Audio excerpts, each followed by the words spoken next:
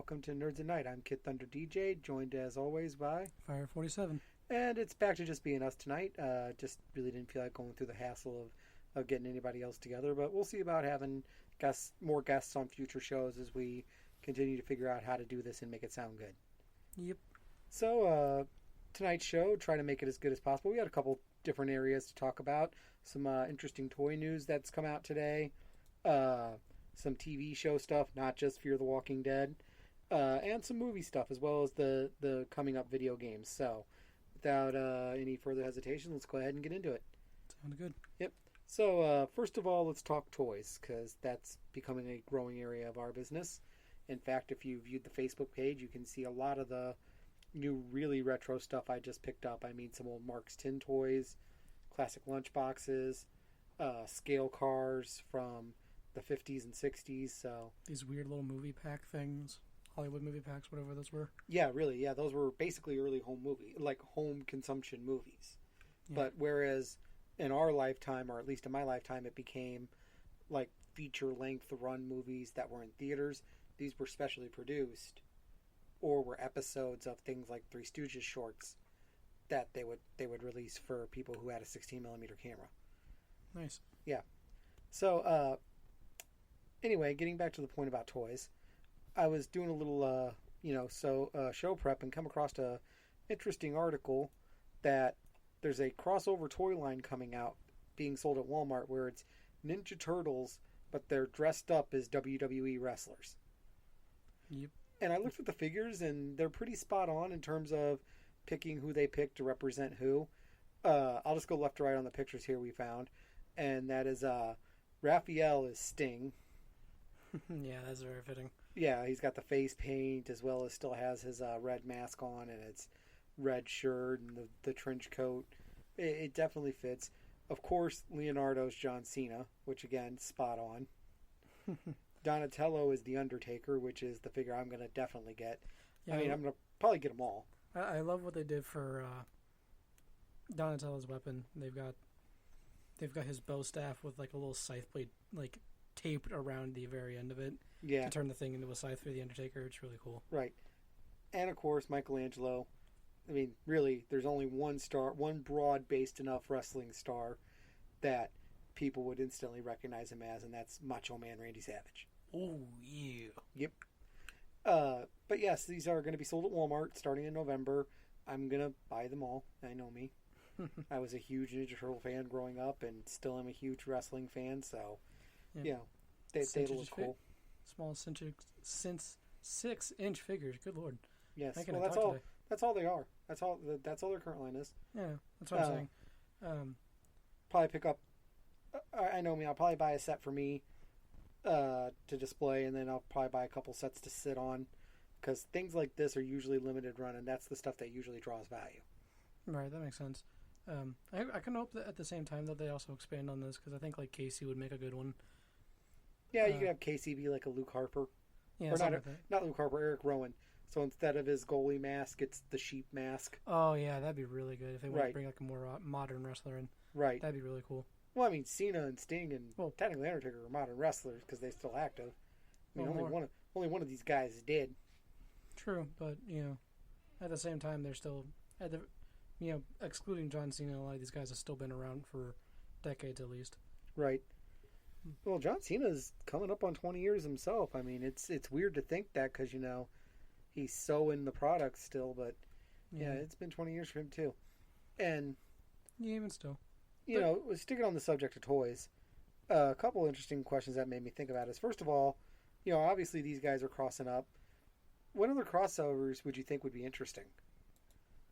It's kind of a weird thing to think about because, like, when you first think of crossovers, there's so many options that you can like go from there as far as genres and things go, and what you would want to settle down on.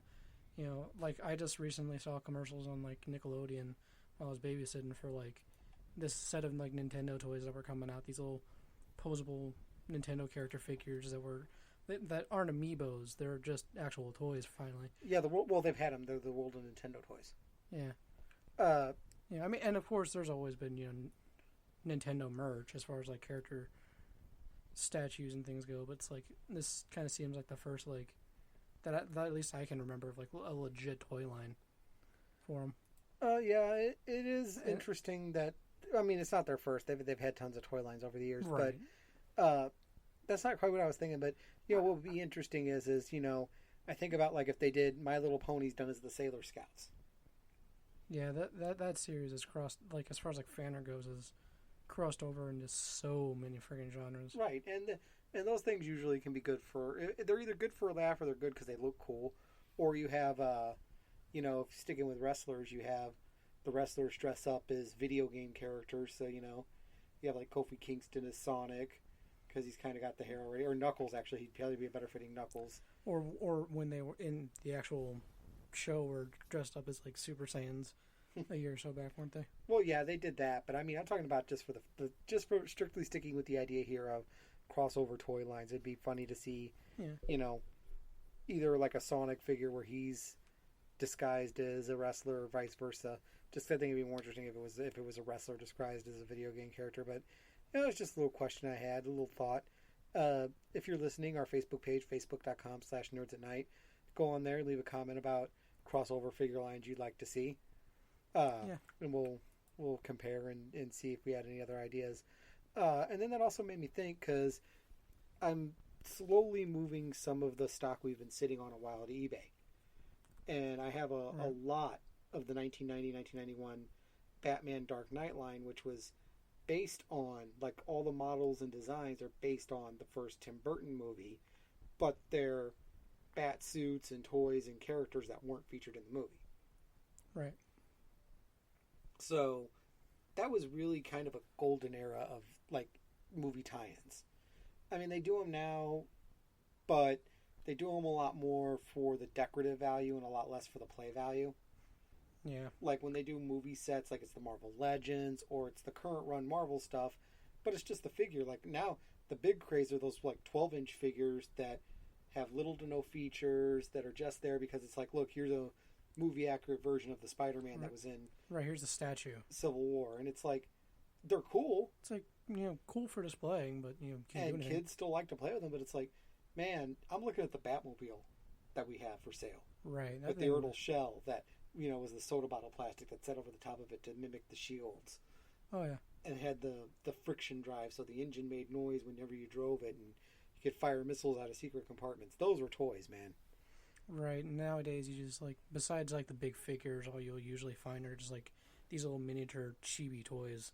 Right. Or there are play sets and toys for the movie, but they're so quickly done, they're not really high quality. So it's really just a shell over something they were probably going to sell anyway, and it doesn't really feel like you're playing anything from the movie because they're just not as good. To me, they're just not as good. And I don't know if it's because I've gotten older. It almost feels like there's no soul. Right. I mean, you were playing as the Michael Keaton Batman, even though you were playing against villains who weren't even in the first movie. Yeah. And you could have a Robin figure that went along with it that definitely wasn't in the movie. So it was really cool. I was thinking other favorite movie toys, and this goes back to where this was going to be a point to tie into the crossovers, is you can kind of go too far with these crossover things. Like Ninja Turtles tried to do Ninja Turtle the movie toys. Well, they didn't really look any different. But they were taking the idea of, here's the movie. You mean like the recent one? Or? No. I'm talking going all the way back to the original. I ignore the new ones. Right, don't blame you. Right, they're nothing. I mean, they did do toys for that, and that makes sense because they're so drastically different. Right. But the 90s movies, they looked fairly well the same, and the toys were made by Playmates, who made the regular lines. They were packaged similarly, other than they would say the movie. And so it felt almost like a ripoff, but they were kind of cool in the fact that, they did have a little bit more detail and color, but it was funny because you were hoping that maybe meant that what was happening in the movies would kind of become canon to the series. It didn't. The movies were canon, but that was it. They were still their own universe. And it was, those were some cool toys, though. And I was trying to think, well, what were really cool? And I mean, everybody can point to Star Wars toys as some of the best, but that was by design. You know what I mean? So I was trying to think, well, what's a great movie besides Batman toys? And that's what I really kept coming back to. I was going to say, like, the only one I was going to think of was, like, the other bat tumbler thing Right. that we have. That one's really cool. Well, but I mean, that is I pretty don't know. cool. It's like... But I thought about this, and this is a little before your time, so I can understand why you think about it. When Alien, the movie Alien came out. Right. And more specifically around the second one, Aliens, when they were trying to make it more action heavy. Now this shows you the brains of my generation. Alien and Aliens are not kids' movies. And they made kids' toys. Yeah. Just full-on kids' toys. And the Alien ones were super articulate at the time. They were super detailed. They looked awesome. I think I actually remember seeing it. Like the one I think you had one for the longest time. Yeah. And I think I remember like that would be like one back in, when I was a kid at that age, would be one I would play with all the time. And it was like just this cool little monster that I would usually have like fighting the other toys that you had around or something. Oh yeah, I'm sure. I kept those toys for years. Yeah, you kept around. Because you were there, so I knew you were going to need something eventually.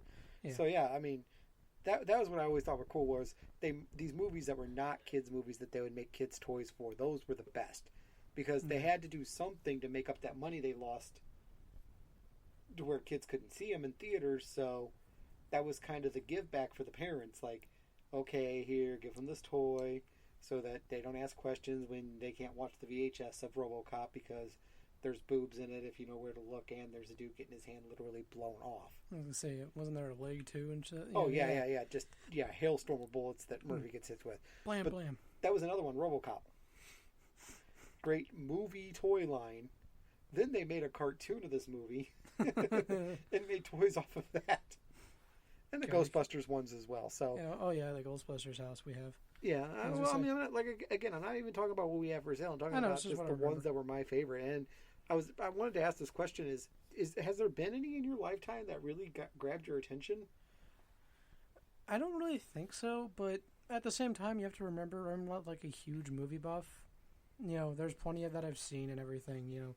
And I don't want to sound like a complete neophyte, but it's like, especially like in my younger days, there was never one that was like that immediately like always I came back to. Like, when I was super young, there was like things like Space Jam that I always liked to watch. I've always found that funny. Yeah. When I was a really young kid, but like that never had its own real toy line. I don't think. Or even if it did, it was still just Looney Tunes toys. They were a lot more marketed as like collectible figures more than they were play-withable toys because there really wasn't much you could do play-set-wise for that game or for that.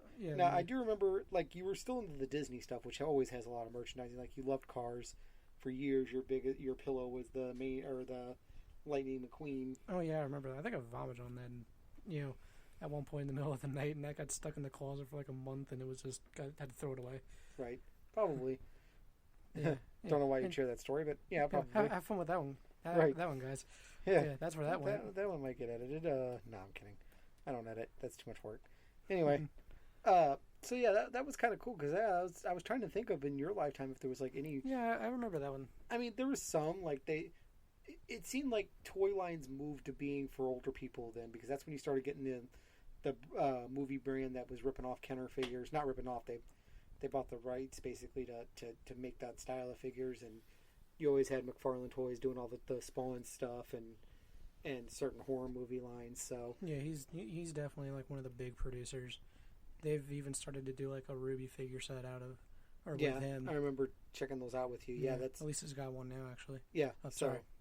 It's they're really cool. I hope they kind of come back to that. I think it's a market they're missing, and I get it. Toys have kind of gone by the wayside in and of themselves, but NECA, NECA Corp they're kind of the kingpin right now, and hopefully they do more.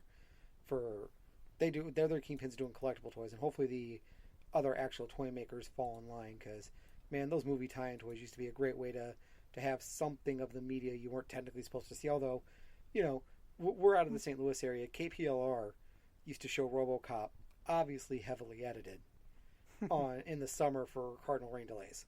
They'd either show RoboCop, episodes of Highlander, or episodes of Three Stooges, just depending on how long they thought the rain delay was going to be. So, I still saw the movie. Yeah, you got it at some point. Yes. So, or even then, at some point or another, you'd take the DVD, or not DVD, the VHS or whatever you had at the time, obviously sneak it and watch it whenever. I never had to sneak it. My parents didn't care. Parents didn't care. The one blessing of parents of our generation is they taught us the difference between reality and fantasy. Well, yeah, there's that too. I'm just talking like more of like a broad term, not just specifically you. I know. I just mean like people will find the VHS and will watch it when they're alone or something, or sneak in and watch it. They always got around things. Right. But let's move on from movies or movie toys.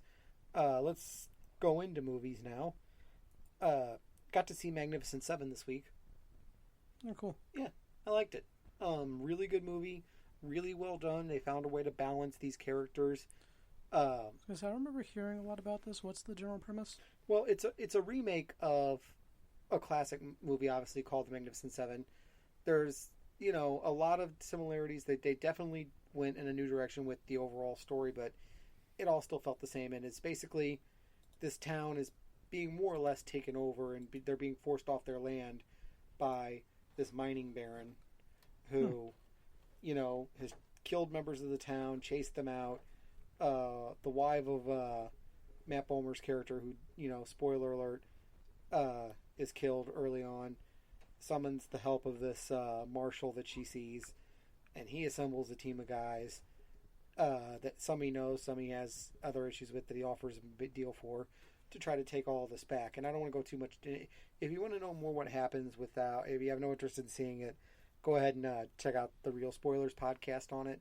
They do a good job of breaking it down. But it's a fun movie. Couple big things. One, all I'm going to say is nobody's safe in it. Ooh. Two, Vincent D'Onofrio loses himself in that role so much that he winds up playing. I did not realize until about 2/3 of the way through the movie it was him. Wow. And anybody who's ever seen Vincent D'Onofrio's other acting work should know this. The guy is really gifted. I was going to say, is he like recognized, or not is he, I should say, is he usually recognizable? Yes. In his roles, I should say? Yes. He's not, he is, but he isn't a mainstream guy. Like, he's been around forever, and he's been in a lot of stuff, and he's been in a lot of popular stuff. Yeah. But he's such a great character actor and gets so into the roles with his method acting that it's not him you're watching. There's guys who... It is the character. It's the character. Yeah. He was Edgar in Men in Black. The main bug alien they're chasing through the whole movie. Yeah, I remember that. He was Detective Gorin. I was going to say, he was the one that became or disguised himself as the human, right, in that scene? Right, yeah. Right, okay, I remember that. That's the human the bug disguises himself as, yeah. Yeah, I remember that. So that was a good movie. Speaking of movies, they announced Suicide Squad, when it comes to Blu-ray, is getting an extended cut, which is kind of the more proof you need that, yes, the movie did great money-wise, but it really did great money-wise because you could just ignore it was a comic movie and ignore and get the action. And now they've got to find a way to justify it being a comic movie to the comic fans. Well, I was going to say if it was that or if it was more of just like there was the hype behind it in general that had them get the money, and are they trying to now like correct maybe what they did wrong in this extended cut? No, they're just. Are they trying to fix their mistakes? Because if they do, that could be kind of cool. The only mistake they're fixing is that most of the scenes they restored for the extra 13 minutes are centered around the Joker. Yeah, because that was a big complaint. I remember. It was like right, and I think that can actually go the other way, because it didn't need to be about the Joker, and that was the problem. Which I realize, means they were selling kind of a false bill of goods when he was in all of the advertisement, all of the promotional stuff, and he's not really in it. Right. I get that, but I don't know. I still reserve judgment on this movie. I don't have a problem with it. I'm not one of those people who hate it on general principle. I hate that it just didn't sound good. It sounded boring, and it sounded like, it was going to be a collection of stock action shots spliced with a few smart-ass comments, and there wasn't going to be any meat to the story, and by all accounts, that's what it is. Yeah, seems like it turned out that way. I don't think I've actually sat down to watch it yet, but, maybe not the best example, but, based on general review, people, seem pretty disappointed, and I was never interested much in the first place, so I can probably just skip out on it. You alright? Yeah, I'm alright. I'm just trying to... Yeah, guys, if you hear me sounding funny, I'm trying to... We adjusted how we're recording, so I don't want my breathing getting picked up in the mic, and I forgot to put my breathe screen on, so Okay. bear with me on that. Anyway, Magnificent Seven, definitely go see. If you're going to shell out the money for Suicide Squad on Blu-ray anyway, may as well get the extra 13 minutes of footage. Why not? Or don't buy it at all and wait, because I'm sure it'll all pop up on YouTube. But that's due out December, where I just had it in my December 13th. Yeah, I was going to say. But it will be available on digital HD November 15th. About a month difference, not bad. Yeah, that's about right. Yeah, physical Blu-ray and DVD versions will be released December 13th.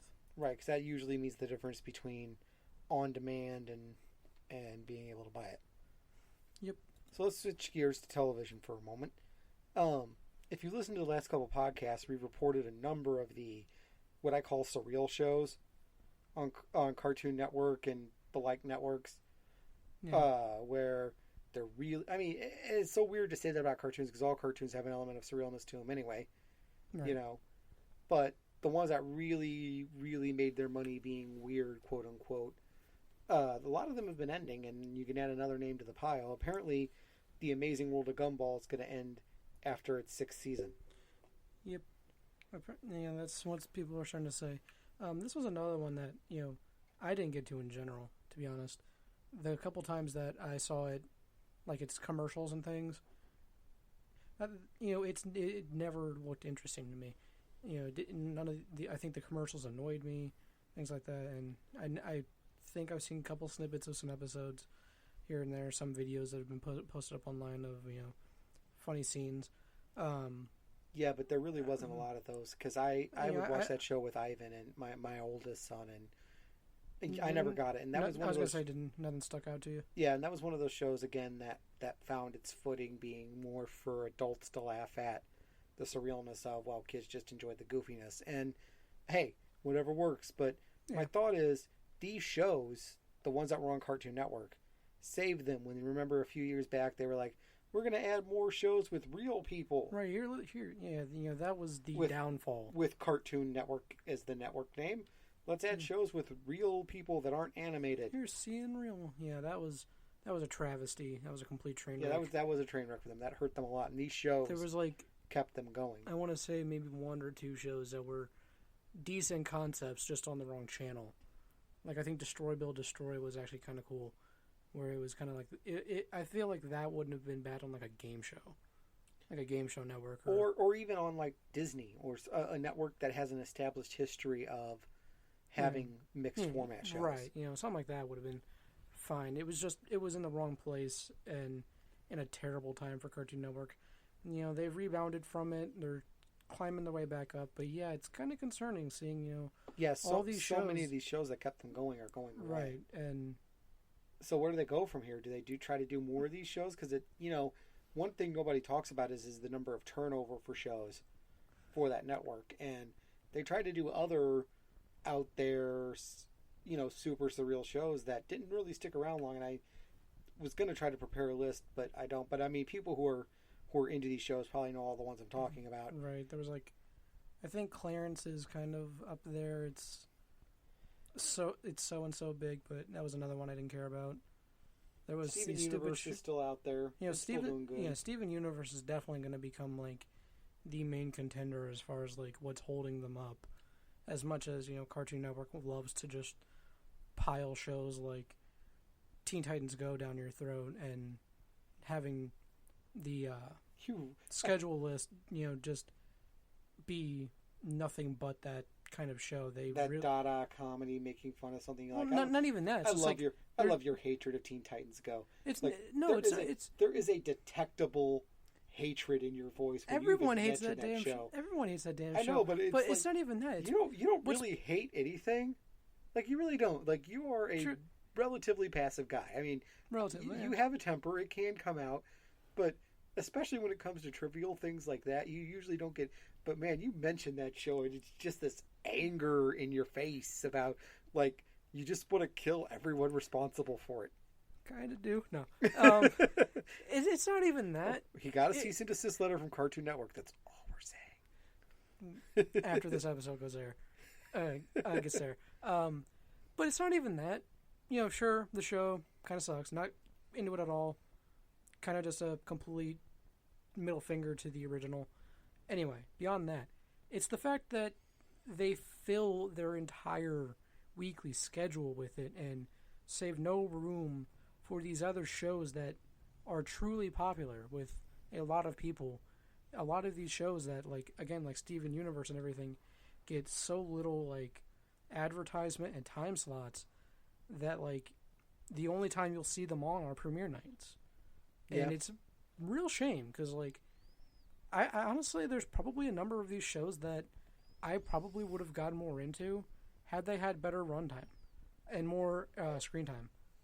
But when you fill the entire list with Teen Titans Go and some of the, and, you know, the terrible Powerpuff Girls remake and things like that, you're not going to have a consistent audience besides the super young kids or something that are fine with things like this. Yeah, we'll have to see where this goes, but that was the interesting note. And again, this joins like Adventure Time, regular show, and what was the other one? Over the Garden Wall, I think that one. Yeah, that one's gone. There's a long list, and there's a list of shows dying, and a lot of these Cartoon Network originals that were keeping them going are on that list. So be watching for the next couple of years to see where Cartoon Network goes. I think, honestly, I think you're going to see a really big shakeup there. I think you're going to see them be really, really, really, really kid forward during early morning to prime time. And I think because it's been creeping down for years, the start times for Adult Swim, and they've been moving more and more towards the primetime shows from other networks being the first ones out, which they always had to do. I mean, let's not pretend like this is new per se, but as those shows have become more cross-age acceptable, which is really not a good thing to say about us, but it happens. I think you're going to start seeing them try to stack more of those shows and cross that our time. I think it's 9 p.m. For when Adult Swim takes over. I think that's kind of late. I think it's earlier than that. I should say it's like 8 actually. I think 8 Central Time. Anyway, I think you're going to start seeing that creep even more into prime time, where they're taking over for the adult demographics. The evening sections. So we'll see what happens with that. And if that's where they ought to go to make money, that's what it is at the end of the day, making money. Yeah. I mean, they already classify for ratings and advertising purposes Adult Swim as a separate network. Right. They just share a station. So let's see if Adult Swim grows and Cartoon Network continues to die. But hopefully, good luck to them. At the very same, you know, and I know they're kind of separate sections, but I still think they're all obviously connected together. It kind of worries me because I hope that the highly potential downfall of Cartoon Network with all their shows dropping off doesn't affect things like Toonami, because it's still on the same network. That's their Saturday night Adult Swim segment, essentially. I hope it doesn't start to fall into hurting that section, because we'll have to see. Because that's about the only thing I even turn on Cartoon Network as a channel for anymore is Toonami on Saturdays. Sorry if you guys heard that. That was me getting too close to my mic trying to adjust things, and you need to settle down over there. Yeah, sorry. Sorry if you're hearing him adjust in his seat. You know, we're actually able to sit comfortably, and he's all over here slouching around, and I can hear him in my headphones all the way on the other side of the room. I think my headphones are off. I don't know. Yeah, probably. Anyway, that's it for television. So let's. Is it? Yeah. Let's get out of television stuff. I just wanted to bring up that point and get people thinking about, or at least that part of television, what that could mean for Cartoon Network. Now, I guess this is something you should be excited for if you hate Fear the Walking Dead. This will be the last time we talk about it for a while, and you've got a couple of weeks before the regular one comes back, although that's going to fall more on you than me, because I just am so out on that. And that's Fear the Walking Dead. And so we had the finale, which they did as 2 episodes, not one long episode. Like, there was clearly a dividing line between them. Right. It was. They basically showed off their last 2 episodes at once, right, for a 2-hour block, which was fine. Which is couple notes I had were this: it ended the same way with Travis that the first season ended, him raging out because of an act of violence committed against someone in his group. What happened in the first season? He I remember. beat the snot out of the dude who shot Ophelia, the reservist that she was basically playing, which she would have had to have been playing, that she was being all nice and sweet to try to get more medicine for her mom, and then she leads him to her dad, who starts torturing him for information. Travis lets him go when he helps him get in, and then he shows up later and was going to shoot Salazar, and then ends up shooting Ophelia, and Travis snaps and starts beating the piss out of him. Okay, yeah, right. It's all starting to fall back. By the way, spoiler alerts, but super spoilers for 2-year-old right season at this point. I think right. But I mean for this season, so of course we find out first main group death this season is Chris. Right. A bit of a surprising way they did it. It was essentially done through flashback. I love that. That was one of the things I loved. Yeah, because it was surprising, but nice. There was no build-up. There was no... It was none of the usual. Yeah, there was none of the canned, cheap, ooh, is he going to make it, is he not? There was no room for them to do a Glenn under the garbage bin thing. Right. That was the pseudo suspense. That was just, hey, where's Chris? Because here's these two guys. And then they try to lie and say that he died in the impact or the wreck. Yeah, and they slip up and things like that. They botched the story at one point or another. Right, and finally, after the first part of the beating from Travis, they fess up and say, okay, no, he busted his leg really bad, so we shot him. Yeah. And then Travis finishes the job. And yeah, I don't know if you actually got the chance to check that out. Oh, I did. I watched it.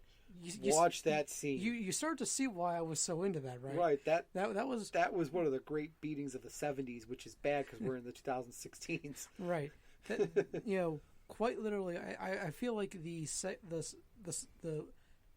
second to last episode of this season was better than the final episode. Well, yeah. In my personal opinion, just because of the way it built up. But then again, it was nice not to have every part of it be a cliffhanger. That's the one commentary about this series I've read that I agree with.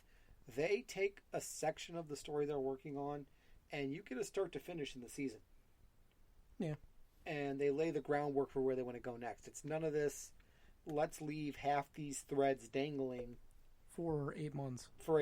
It's like they did with the main series right now, where we have the last couple of seasons of the main series. Well, yeah, some of the last season, but more specifically right now with the whole Negan situation, where we don't know who he killed. Right. That's the biggest one they've done, but they've had some element of that. Here we already know they're going north to find Nick. Nick's dealing with his fallout. I mean, everything that we're waiting for isn't a holdover from this season.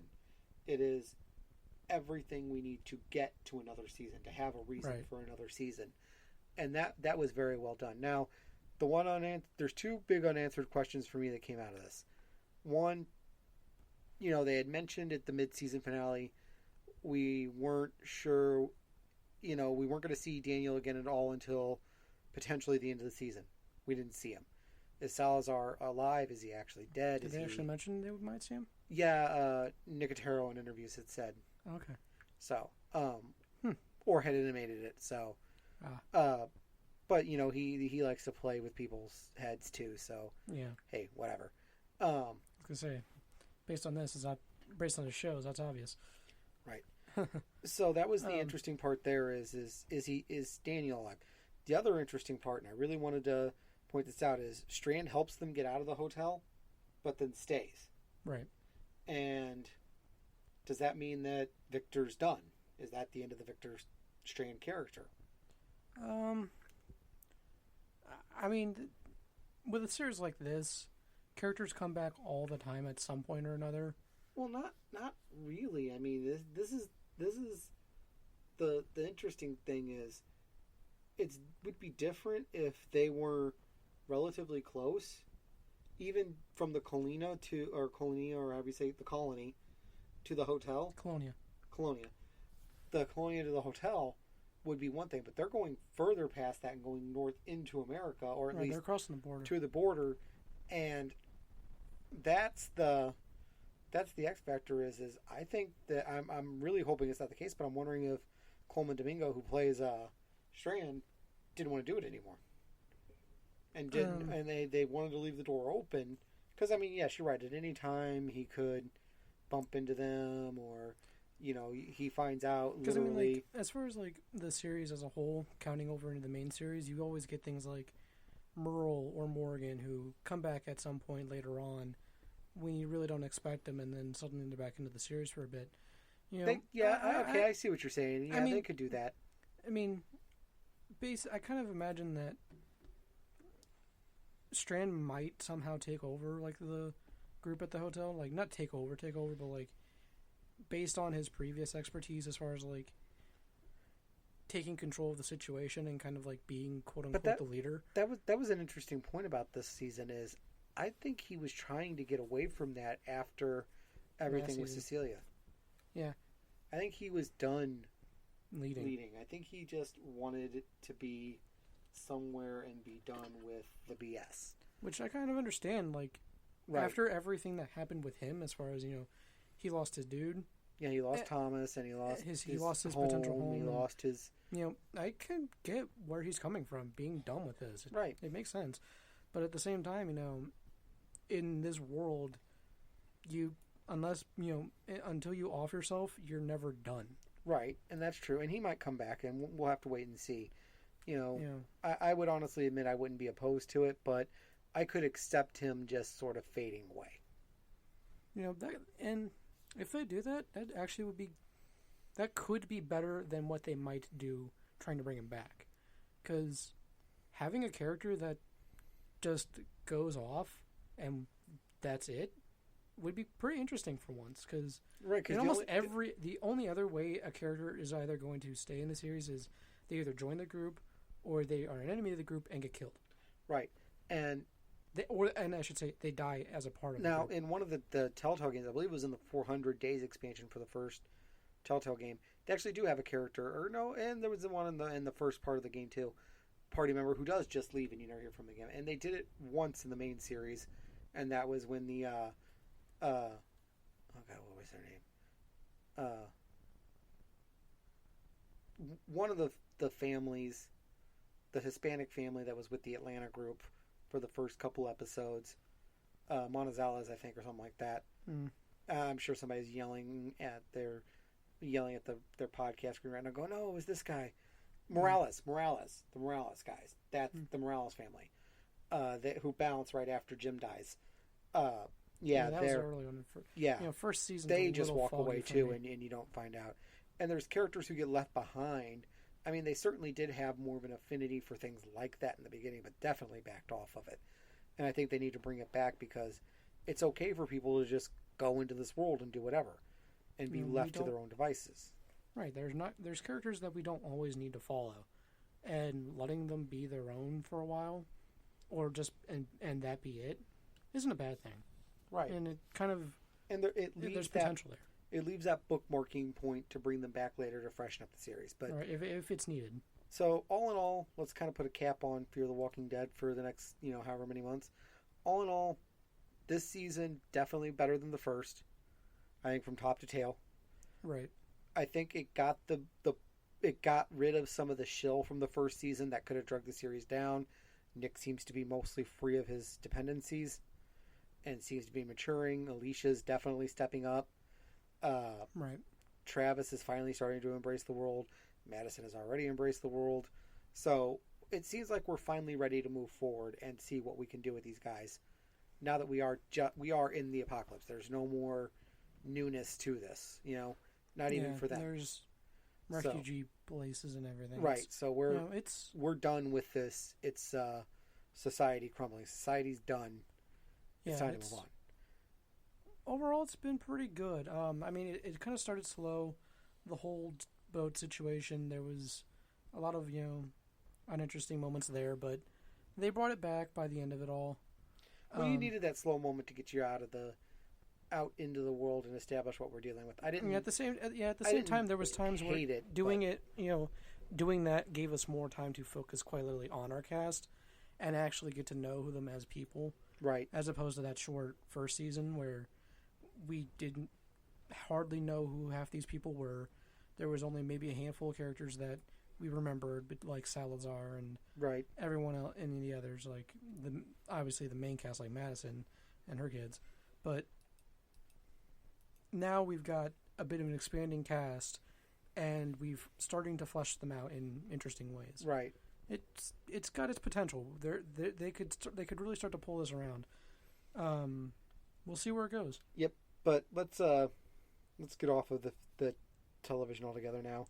Yep. We're finally getting into the time of year where there's decent video game releases. So it's the 7th of October now when we're recording. So hopefully you'll hear this before the 11th. But the major releases due out this next week, and I'm sure there's probably more, but here are the three we really, or four that we really liked, and that was Dragon Quest Builder. So you've been playing the demo on this, right? Yeah, I've been sinking a lot of time into it. It's kind of a short demo once you know what you're doing, because the first time I played it, I sunk a good maybe 5-ish hours, I think, just dealing with the story, taking it in and everything, and then working on my little town that you work on, and then I think the second playthrough I had the town done and the quest done in maybe an hour or two. This is a game that a lot of people I think are going to judge when they first see it because it's a Minecraft ripoff, and for people that already don't like Minecraft, that's definitely a red flag because it's I already hate this one. This one's probably not even going to be close to doing it half as good / bad as that one did, depending on your viewpoint. And I don't think so. This one, I think, has a lot of potential that people aren't going to at first consider, because what they do that's really interesting with this is the whole city building and quests system, where you're actually following this set storyline that you have to go through of rebuilding this destroyed world where this person is kind of wiped out almost all of humanity and got rid of all it sounds like you're dealing with the aftermath of every RPG ever, because you got to stop thinking most, especially turn-based, long-form JRPGs, most of the world gets pretty jacked up. Oh yeah, you're going around fixing all the problems that so Big Daddy calls. There's no, as far as the story itself goes, it's not necessarily something new. It's kind of I don't know, and it's not even cliche. It's just not trying to push the formula, and that's not necessarily a bad thing if they can at least do it well. All right. Well, overall, what I don't want to take too much time in either of these until we can get our hands on them and really play the finished product. But right. Are you excited for it, or do you think it needs more work? Oh, I'm really excited for it. Naturally, again, this is me as a Minecraft fan and Dragon Quest fan. I'm excited for it. There's a demo out on the PS4. If you've got it, I'd say check it out. I think if you're on the fence about it, you'll be pleasantly surprised. All right. Next up, and this is definitely one I'm excited for, we're finally at. Well, I was going to say 2K17. I'm sorry. Go ahead. Well, I was going to say the other one. If you wanted to keep that section. We'll get to that one in a second. I thought about keeping it themed, but I want to. They're not close enough alike. But anyway, WWE 2K17 is due out, and I mean, again, they're really harping on the Suplex City aspect, and it's definitely built around Brock Lesnar. They've really driven that whole thing home since he said that 2 years ago now. Hey man, there hasn't been a catchphrase that hot in a while, so I don't blame them for marketing it. I get it, but at the same time, it does start. I feel personally, in my opinion, that whole thing has lost its edge, a year ago. Whatever. But getting back to the game, right. I still love that they're really making it about the career mode and about universe mode. There's no historical gameplay thing like they've been doing the last few games with the, the Rivalries ones last time or the Attitude Era a couple games ago. Yeah. They really, I'm glad for that, because it would have been replaying a lot of the same matches because there's so much overlap to the eras, quote unquote, that we needed a break, and I'm glad we're getting it. Great work by them building up the gameplay, and the character models are looking even better, which is, the one complaint, and there was a couple characters where it looks like it's still there, is they don't put a lot of effort into faces sometimes, especially expressions. Yeah. And this is going to sound offensive. Please no, it's not. It's really bad for Asian models. And like I was watching the video of Asuka's entrance, and when she does the mask pull off thing, in reality she kind of has this crazy eyes thing going on. So they try to replicate that in the game, and she just kind of looks like she has a touch of the Downs. Oh, yeah. Kind of looks like Xiao Yu from Tekken 3. Right. Where, yeah, with the really, really, really weird shaped everything. And it's not their fault. I know condensing reality into pixels is never easy, but yeah, I mean, they got to get better on that. That seems to be that's their uncanny valley right now in that game is faces. But totally excited for it. I can't wait. I get excited for this every year. And this one definitely looks like it's going to be an improvement. Again, working with Paul Heyman is, to basically become a Paul Heyman guy during the career mode. I'm all in on that. Oh, yeah. I was a huge Paul Heyman fan for, going back to his WCW and AWA days. So this is not just the ECW thing. But that's those. And then... overall, it looks pretty interesting. Of course, Gears of War 4 is out. I don't need to say anything more about how well they've marketed the game. The trailers have been awesome. The gameplay looks good. Even down to the choice of soundtrack for the promos with that awesome cover of Nothing Else Matters. Definitely, I doubt one game is ever going to make me want to own an Xbox One. I was going to say, but that game made me think about it for a minute. I was going to say, the way you've been honestly on about it, I'm wondering if you were considering it, because isn't the One S only like $200? Yeah, maybe, but to me, considering that I only marginally like the other Gears of War games, I know there's a chance that for disappointment, no matter what. So I would rather not waste money that I shouldn't waste on something like that. So we'll see what happens. But I'm not genuinely believing it's going to be something worth putting the money into. I still can't wait for more information on that. Nothing? Oh, sorry. Sorry about that. I'm still waiting for more information on that Scalebound game. That one looks so cool. Yeah. Back from last E3. And at some point I want to check out Recore. Oh, don't. Is bad reviews? Oh yeah, that's getting crapped on. Speaking of Recore, I was going to save this for another show, but just real fast, you know what show I'd love to see get rebooted? What's that? Reboot. Yeah. They could do that so much more awesome now, and so much. Right. This is, the technology nowadays. But then again, I stop and think. But one of the things that was cool was how campy it looked. Right. That it's at the same time they could it. So it might ruin it. It needs to be better, but still campy. Yeah. I think they should have everything outside of the games. When the game blocks would come in. Yeah. I think everything outside of that should stay campy, and then ramp up the quality when they're in games. That'd be pretty cool. And let them do modern parodies of games now. Like there's a Gears of War, there's a Minecraft. Yeah. Which would be really funny because they'd be like, why are we in here? All they're doing is building stuff. Or a parody of Candy Crush. God.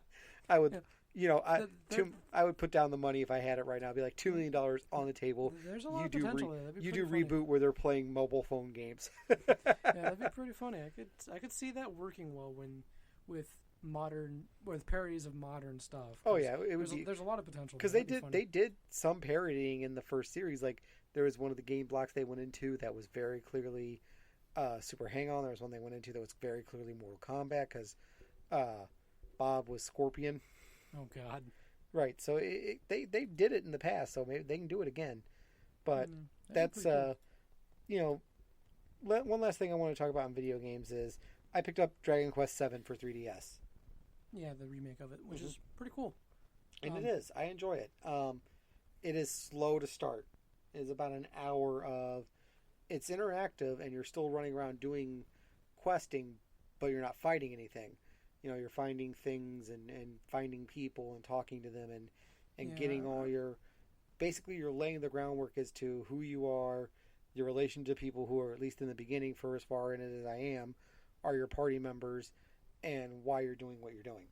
Yeah, I was watching a live stream of of the game a couple of days ago, and they were just starting out, and basically that's one of the things they were talking about. It's like, I'm almost like an hour into this and I haven't fought anything yet. What the hell's going on? And I was like, where's the combat at? And that's a very tricky thing to pull off. We were talking about this a little bit before starting, but having some time to sit and flesh out your character, your world, and your goals before you just throw yourself into the combat can actually work to your advantage. You know, it's a tricky line to pull before you start getting like annoying and uninteresting. Like, and they straddled, for somebody who doesn't have a lot of time for these games anymore, they straddled that hard line of should I just give this to you and move on because I'm not going to get into it. yeah. And thankfully they were right. That's right, when you get into your first fight, you really get into what the story's doing. And I was gonna say, is the first fight like an actual like storied fight, or is it? Oh like, yeah, Is it like, I mean, like without spoilers, because I didn't see the first fight, so is it like? No, you're just thrown in a situation like when you're in an area where you can be attacked, you see an outline of an enemy, or not even an outline. You see a 3D representation of an enemy, and I was gonna say kind of like Tales of Symphonia. Right, and you know if you touch that, you're in a fight. So it is what it is. There's structured around you controlling 3 people, your main and your 2 party members, and then there's usually a 4th person with you, but they're independently controlled. Oh, I guess. Yeah, that's pretty cool. And it's a great game. I think so far it's been worth it. Definitely check it out if you're a fan of the series, and if you just like a good turn-based RPG. So that was something else in gaming news I wanted to talk about. And obviously you can tell we're getting near the end of the show because now it's time to talk wrestling. Yay. We're nearing the end of our hour, so I'm going to make this quick. A couple quick notes. The biggest thing I think to happen this since we talked last in wrestling, we had for the first time since Lita and Trish Stratus did it, we had a Divas match main eventing Raw. It was Sasha Banks and Charlotte for the belt. Sasha Banks getting the belt back, and they put on a phenomenal match. Nice. I mean, really, about a year ago, or actually almost 2 years now, I think, they started that whole Divas Revolution, and they brought a lot of the NXT girls up to the main roster, but were forcing them all to be in teams, and you had Paige trying to feud with Charlotte when she first came up, and it was terrible because it was trying to cram all of their drama into one segment. Oh, yeah. With as many of them as they could fit in by doing these 3 different or 4 different stables of girls. And like the guys, Adam Bloppy specifically said on the Pipe Bomb on What Culture Wrestling's channel. Yeah. It was look at all the women. That was really all it was. Really nothing had changed. Segments were just longer. It was still all these women becoming bland and colorless because they were all trying to talk at the same time. In this instance, we had one heel, one face, their reason for fighting, no other distractions, let them go. And they could work, and it worked well. Check out the match if you haven't seen it. And No Mercy's coming up this Sunday. I just want to run through. If you want to chime in with anything you think's different, let me know. But I know you don't really follow it enough to have an opinion on the card. So here's my picks. Kurt Hawkins is going to make his in-ring debut, to be announced.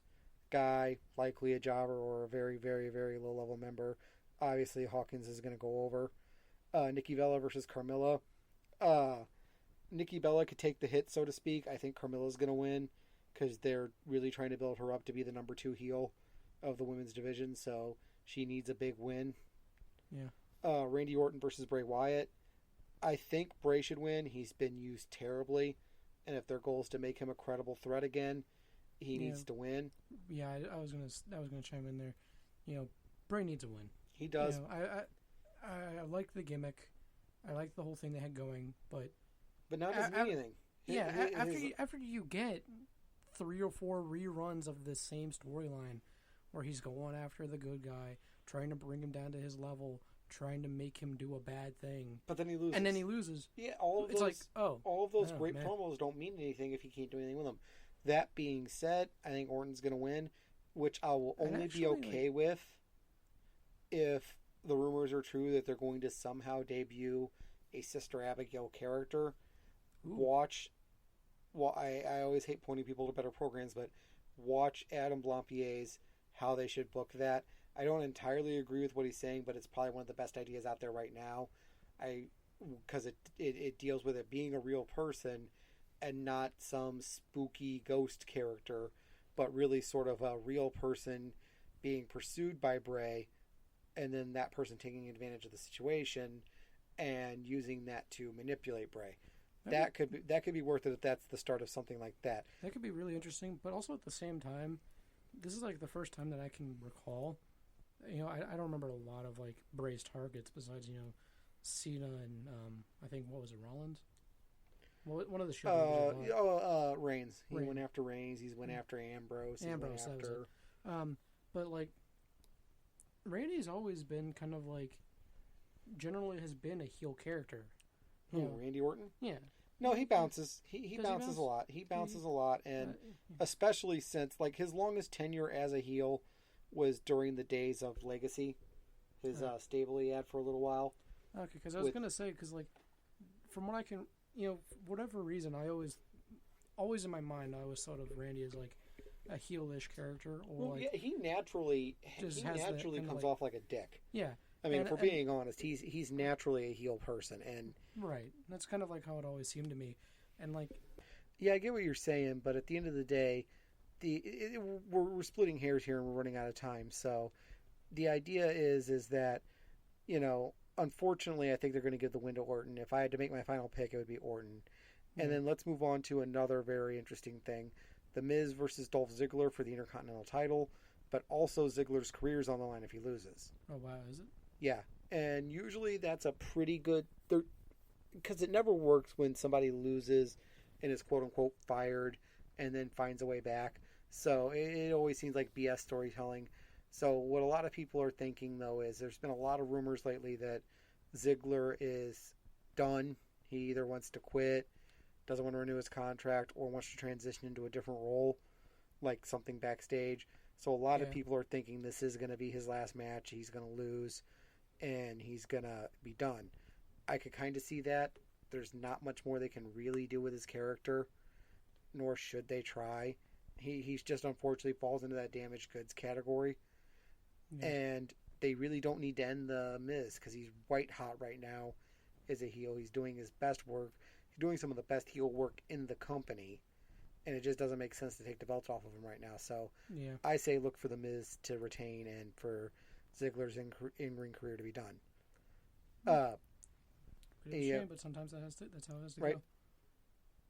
So then we have Heath Slater and Rhino versus the Usos tag team championship match. As much as I love the Heath Slater story and everything else, I don't really think they need to be tag champions anymore for this to work for him. I think it'd be nice if he went on and was finally able to split and do his own thing. Plus, the money right now in the tag team world is the Usos versus the American Alpha. Yeah. So I look for the Usos to win. I hope it comes with Rhino turning heel. They really will need a more main event level heel to work. Or honestly, they won't. Or honestly, they could keep them face and just have it be an amicable split between the two and let Rhino go after AJ Styles, which we'll get to in a minute. So we'll see what happens. But I don't see Slater and Rhino keeping the belts. I think it's going to go to the Usos. So then we have Becky Lynch versus Alexa Bliss for the Women's Championship. If they're going to be smart and if the Women's Championship belt on SmackDown is going to mean anything, Becky Lynch needs to win. I mean, there's no good way to book it where Bliss wins and it keeps the momentum going. Bliss isn't ready yet. She is doing the best work of her career right now, but that's not saying as much as it would if this was somebody else. So I think it will be in everybody's best interest if Lynch keeps it. Maybe another month, maybe two. I think maybe Survivor or the first SmackDown pay-per-view after Survivor Series would be a good one for her to drop it to. But we'll wait and see. Bliss is definitely going to be due soon and is definitely deserving of it, but not quite so soon. So my pick's Becky Lynch. Which brings us to the main event. It's AJ Styles, Dean Ambrose, John Cena. Ooh, triple threat. Yep. Both Ambrose and Cena are rumored to be taking time off. Cena to go film his reality show. I wasn't sure the exact reason on Ambrose, so I'm going AJ Styles. He's the whitest, hottest thing in wrestling right now, which I know sounded stupid to say, but it's true. He is the hottest thing in wrestling. It really would not do them any good to take the belt off of him so soon after getting it. So my pick on that one's AJ Styles. Yeah, that makes sense. So tune in this Sunday. I'm gonna definitely not Cena, hopefully. Right. I'm going to try to live tweet it again. I haven't done that in a while for a couple shows. We've been busy with the new inventory. So I'm going to try to get back more active on Twitter and live tweet the show. Send us a tweet at Nerds at Night if you're watching along with us. Hashtag it, obviously, and we'll try to give you guys a shout out where appropriate. But I think that's going to do it this week for Nerds at Night. For all of us here, I'm Kid Thunder DJ. And I'm Fire 47. All right, you guys have a good night. Later.